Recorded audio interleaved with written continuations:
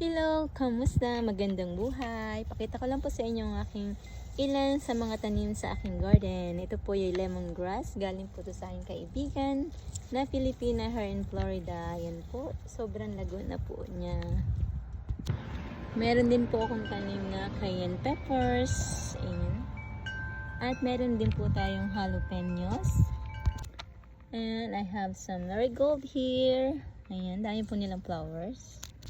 And eggplants that are ready to harvest. There's another one here. There, but it's a bit small. And I have some sweet mini peppers here. Yeah, they have a lot of fruits. As you can see, there's more in here. Yeah. There behind me, yan po, yung aking little garden. And we also have butter melon. Yan po, dami pa rin po nilang bunga. Ka-harvest ko lang po ng isang araw. Yan po yung titira ko pang vegetable here in my garden.